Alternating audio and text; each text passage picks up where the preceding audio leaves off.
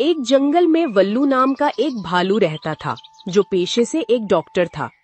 वो जंगल का सबसे पुराना और अनुभवी डॉक्टर था, जो जंगल के बीमार और जख्मी जानवरों का इलाज करता था। कहो बकरी रानी, मेरी दवाइयों से तुम्हारे पैरों में कुछ आराम मिला या नहीं? हाँ डॉक्टर साहब, अब तो मुझको थोड़ा आराम महसूस हो रहा है और मेरे पैरों में दर्द भी कम हो गया है। तुम मेरी दवाइयों को लेते रहना। और हाँ, एक बात और, तुमको चावल और खट्टे फल तो बिल्कुल भी नहीं खाने हैं। अगर तुम दवाइयाँ के साथ साथ परहेज भी अच्छे से करोगी तो जल्दी ठीक हो जाओगी। हाँ लकी, तुम बताओ तुमको क्या हुआ है? तुम तो मुझे जख्मी दिखाई दे रहे हो। कैसे लगा ये जख्म? क्या बताऊं डॉक्टर साहब, एक खूंखार शेर मेरे पीछे पड़ गया था। वो मुझको अपना शिकार बनाना चाहता था और मैं अपनी जान बचाने के लिए भागा तो उसने मेरी पीठ पर छलांग लगा दी और मैं किसी तरह से अपनी जान बचाकर भाग गया, लेकिन उसके नाखूनों से मेरी पीठ पर जख्म बन गए। कोई बात नहीं है, तुम ये दवाई ले जाओ और इनको हल्के गुनगुने पानी के साथ खा लेना। 2-4 दिनों में तुम्हारी पीठ का जख्म भर जाएगा। और उसी जंगल में एक शेर भी रहता था, जो मासूम जानवरों को अपना शिकार बनाता था।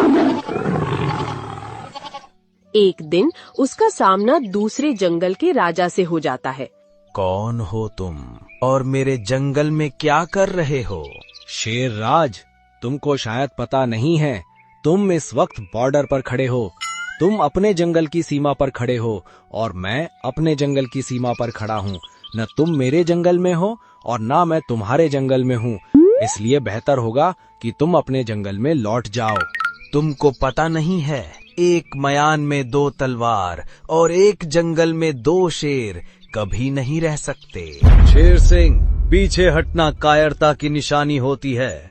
मैं बॉर्डर तक आ ही गया हूँ, या तो मैं मरकर जाऊंगा या फिर तुमको मारकर जाऊंगा।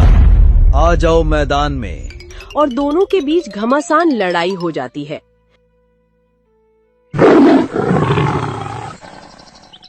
और शेर सिंह शेर राज को बुरी तरह से घायल कर देता है और वो अपनी जान बचाकर अपने जंगल में लौट जाता है।